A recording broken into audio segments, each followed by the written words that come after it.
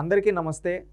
జగన్మోహన్ రెడ్డి గారు అధికారం పోయినా కానీ ఇంకా తన బలుపు కొవ్వు తగ్గల. ఎందుకని ఈ మాటలు అనాల్సి వస్తూ ఉందంటే, మీరు చూసినట్లయితే గతంలో జగన్మోహన్ రెడ్డి గారు చంద్రబాబు నాయుడు గారిని ఉద్దేశించి నోటికెట్టొస్తే అట మాట్లాడాడు. ఇప్పుడు ఏంటంటే దేవుడు అందరి దోలు తీర్చేస్తాడంటారు కదా, కర్మఫలం అంటారు కదా, అది ఈరోజు జగన్మోహన్ రెడ్డి అనుభవిస్తూ ఉన్నాడు. ఏ విధంగా అంటే, ఒకప్పుడు జగన్మోహన్ రెడ్డి తన అధికార బలంతో చంద్రబాబు నాయుడు గారిని తక్కువ చేసి మాట్లాడాలనుకున్నాడు. కానీ కాలం ఏం చేసింది, ఆఖరికి తనకే తగిలేటట్టు చేసింది. ఒకప్పుడు జగన్మోహన్ రెడ్డి ప్రతిపక్షం గురించి ఏ విధంగా మాట్లాడాడు, ప్రతిపక్ష హోదా గురించి ఏ విధంగా మాట్లాడాడు ఒక్కసారి చూద్దాం. మనం ఈ జగన్మోహన్ రెడ్డి ఏం మాట్లాడాడో, ఇతని డబుల్ యాక్షన్ ఏంటో కూడా చూద్దాం. చంద్రబాబు నాయుడు గారికి 23 మంది శాసనసభ్యులు ఉన్నారు. ఒక 5 లాగేస్తే ఆయనకు 18 మంది 17 మంది వస్తారు. అప్పుడు ఆయన ప్రతిపక్ష నాయకుడు స్టేటస్ కూడా ఉండదు, లాగేద్దామని. విన్నారు కదా ఏమన్నాడు?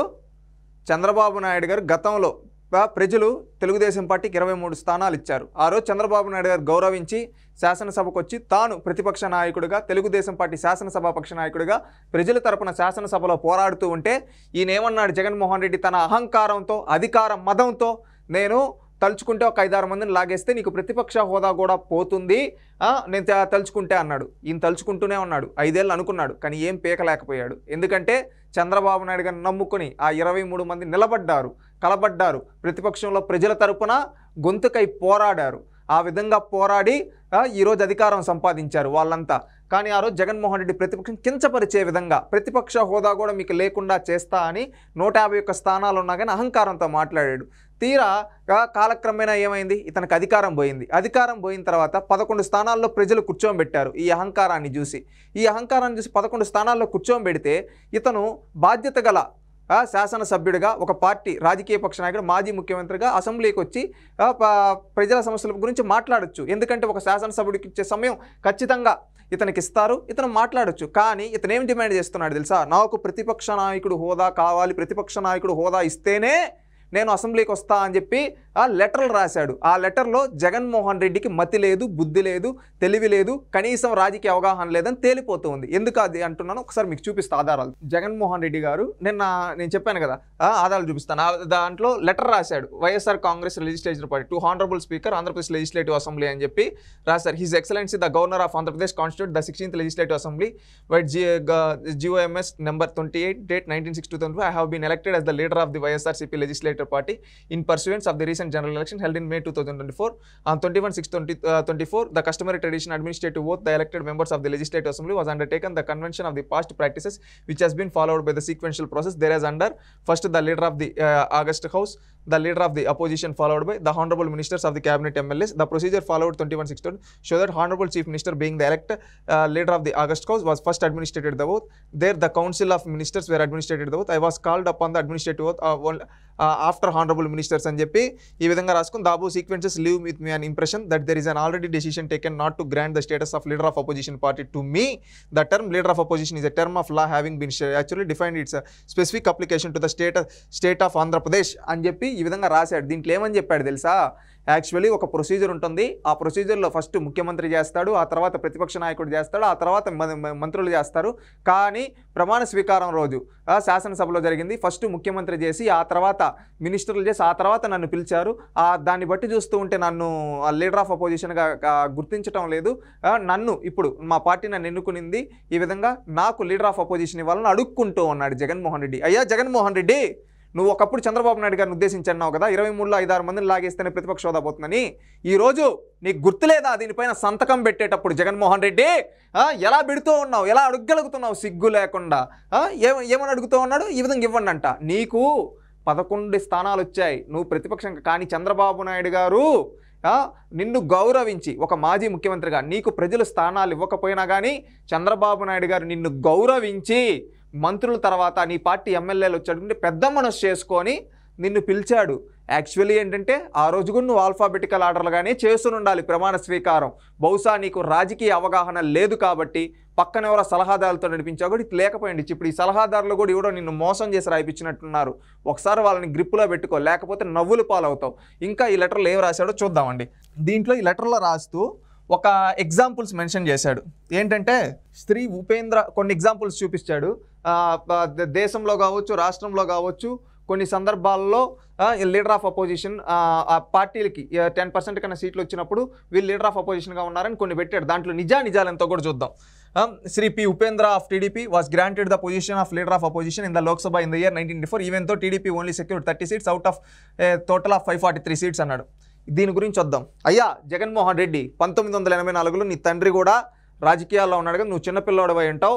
ఒకసారి చరిత్ర తెలుసుకో. ఆ రోజు పార్లమెంట్లో అపోజిషన్ పార్టీ అనేది లేదు. ఆ రోజు భారత పార్లమెంట్లో రెండో అతిపెద్ద పార్టీగా తెలుగుదేశం పార్టీ 30 స్థానాలతో ఉనింది. రెండో అతిపెద్ద పార్టీగా ఉన్నప్పుడు ఆనాడు పర్వతనేని ఉపేంద్ర గారు తెలుగుదేశం పార్టీ ఫ్లోర్ లీడర్గా ఆ రోజు రెండో అతిపెద్ద పార్టీ వ్యక్తిగా ఆ రోజు పార్లమెంట్లో ఉన్నాడు. అంతేగాని లీడర్ ఆఫ్ అపోజిషన్ కాదు, అది తెలుసుకో. రెండోది, Shri P Janardhan Reddy was according to the position of leader of opposition in the AP legislator in the year 1994, even though the Indian National Congress party only secured 26 out of total 294 seats అన్నావు. ఇది కూడా P Janardhan Reddy గారు ఆ రోజు ప్రధాన ప్రతిపక్ష నాయకుడిగా లేరు, కాంగ్రెస్ పార్టీ పక్ష నాయకుడిగా సిఎల్పి లీడర్గా ఉన్నాడు, కాంగ్రెస్ లెజిస్లేచర్ పార్టీ లీడర్గా. అది తెలుసుకోవయ్యా జగన్మోహన్ రెడ్డి. 1994 అంటే నీకు కూడా మీ నాన్న కూడా ఆ రోజు ఎంపీగా, మీ చిన్నాన్న ఎమ్మెల్యేగా ఉన్నాడు, నీకు రాజకీయ అవగాహన ఉంటుంది కదా. ఆ రోజు ఏం నిద్రపోతూ ఉన్నావు? ఆ రోజు ఇప్పుడు దీనిపైన సంతకం పెట్టేటప్పుడు ఆ రోజు ఆయన కాంగ్రెస్ లీడర్ పార్టీగా ఉన్నాడు కదా. అదే రోజు నీ తండ్రి కూడా అదే కాంగ్రెస్ పార్టీలో ఉన్నాడు కదా. నీకు తెలియదా? ఇలాంటి తప్పుడు రాతలు ఎందుకు రాస్తావు? అధికారంలో ఉండేటప్పుడు ఫేక్ రాతలు, అధికారం పోయిన తర్వాత ఫేక్ రాతలు. ఎప్పుడు మారుతావయ్యా? ఈ రెండిట్లో ఎక్కడ కానీ అపోజిషన్ అనేది లేదు. లీడర్ ఆఫ్ పార్టీకి వాళ్ళు ఫ్లోర్ లీడర్. ఈ రోజు కూడా నువ్వు ఉండు, వైఎస్ఆర్సీపీ పార్టీ ఫ్లోర్ లీడర్గా నువ్వు ఉండు, ఎవరు కాదంటాం లేదే. నువ్వు నీకు నిజంగా ప్రజా సమస్యలపైన పోరాడాలనుకుంటే నువ్వు వచ్చి ఒక శాసనసభ్యుడిగా కూడా నిలబడి పోరాడొచ్చు.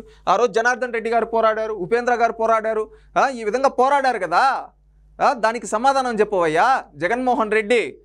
ఏవిటికి సమాధానాలు చెప్పలేవు నువ్వు, కానీ సంతకాలు మాత్రం పెడతాడు. దీంట్లో చూడండి, మళ్ళీ సంతకం పెట్టాడు లాస్ట్లో, your sincerely YS Jaganmohan Reddy అని చెప్పి ఈ విధంగా పెట్టున్నాడంటే మీరు ఒక్కసారి చూడండి.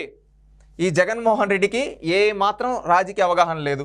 ఇంకొకటి మనం చూసుకుంటే గతంలో 1984లో అపోజిషన్ లేడు, అంతకుముందు 1980లో లేదు అపోజిషన్. అదేవిధంగా 2014, 2019లో కూడా పార్లమెంట్లో అపోజిషన్ లేదు. లీడర్ ఆఫ్ అపోజిషన్ లీడర్ లేడు, ఓన్లీ పార్టీ ఫ్లోర్ లీడర్సే ఉన్నారు. అది జగన్మోహన్ రెడ్డి గారికి తెలియదా? ఈరోజు ఈ విధంగా అడిగే జగన్మోహన్ రెడ్డి అహంకారం గతంలో మీరే చూశారు కదా. అందుకే అంటారు నోరు మంచిదైతే ఊరు మంచిదవుతుందని. ఆ రోజు అహంకారంతో జగన్మోహన్ రెడ్డి నేనేం లేకుండా చేస్తా అన్నాడు. ఈరోజు దేవుడు 11 స్థానాల్లో, దేవుడు స్క్రిప్ట్ అంటారు కదా, ఆ విధంగా 11 స్థానాల్లో కూర్చోబెట్టాడు జగన్మోహన్ రెడ్డి గారిని. నువ్వు ఈరోజు అసెంబ్లీకి, నీకు నిజంగా అసెంబ్లీ పైన అంత గౌరవం ఉంటే స్పీకర్ ఎన్నికకు నువ్వు వచ్చి ఉండొచ్చు కదా. స్పీకర్ ఎన్నికకి రాకుండా ఎగ్గొట్టిన నువ్వు ఈరోజు నేను శాసనసభకు రావాలంటే లీడర్ ఆఫ్ అపోజిషన్ ఇస్తానే అంటే ప్రజలు నీకు ఇవ్వలేదయ్యా లీడర్ ఆఫ్ అపోజిషను. ఇంకా ఈ రాజకీయ పార్టీలు ఎట్లా ఇస్తాయి నీకు? ప్రజలు నువ్వు ప్రతిపక్షానికి కూడా అనర్హుడని తేల్చేశారు. ఇంకా నువ్వు ఉంటే ఇప్పుడైనా కనీసం మేలుకొని ప్రజలకు క్షమాపణ చెప్పి ప్రజల తరపున వచ్చి శాసనసభలో కూర్చో. ఇప్పుడు నాకు ఇది ఇస్తానే అంటే నాకేం గుర్తొస్తుందంటే, చిన్నప్పుడు పిల్లకాయలు అంటారు ఏమని, చాక్లెట్ ఇస్తేనే నేను స్కూల్కి వెళ్తా అన్నట్టు, నువ్వు ఇప్పుడు నాకు లీడర్ ఆఫ్ అపోజిషన్ ఇస్తానే నేను అసెంబ్లీకి వస్తా అంటే అదేంటి బుద్ధయ్యా? ప్రజలు నీకు ప్రతిపక్ష హోదా కూడా ఇవ్వలేదు. ప్రజలు ఇవ్వని ప్రతిపక్ష హోదా ఈరోజు చంద్రబాబు నాయుడు గారు ఎలా ఇవ్వగలుగుతారు నీకు?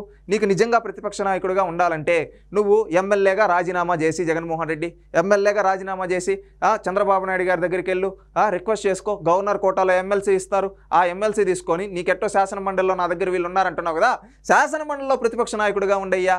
నీకు అంతగా ప్రతిపక్ష నాయకుడు ఉంటే చంద్రబాబు నాయుడు గారి కాళ్ళు పట్టుకో, శాసన మండలిలో నీకు ఇస్తాడు. అంతేగాని ఈ విధంగా ఎట్లా పడితే అట్లాగా తప్పుడు ఇన్ఫర్మేషన్ ఇచ్చి నవ్వులు పాలవద్దు. ఇకనైనా మేలుకో. అధికారంలో ఉన్న రోజులు నవ్వులు పాలయ్యావు, తప్పులు చేసావు. ఇప్పుడు ప్రతిపక్షంలో కూడా ఫేక్ రాతలు రాస్తూ తప్పుడు పనులు చేస్తే రేపు ఇప్పుడన్నా 11 ఇచ్చారు, రేపు దాంట్లో నీకు ముందు 151 వచ్చాయి, దాంట్లో ఒకదాన్ని లేపేశారు, ఒకదాన్ని లేపేస్తే 11 వచ్చాయి. రేపు నువ్వు ఇట్టే మాట్లాడతా ఇదే వైఖరితో వెళ్తే రేపు ఇప్పుడు 11 వచ్చాయి, దాంట్లో ఒకటి లేపేశారని ఒకటే మిగులుతుంది.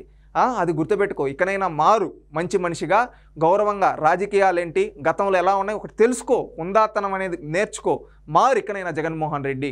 ఇలాంటి ఫేక్ రాతలు రాస్తావంటే రేపు భవిష్యత్తులో నీకు మిగలబోయేది ఇంతకుముందు చెప్పినట్టు ఇంత 151లో ఒకటి 2024లో లేసిపోయింది, 2029కి వచ్చేది ఇంకొకటి కూడా లేసిపోతే ఒకటే మిగులుతుంది. ఇకనైనా మారు.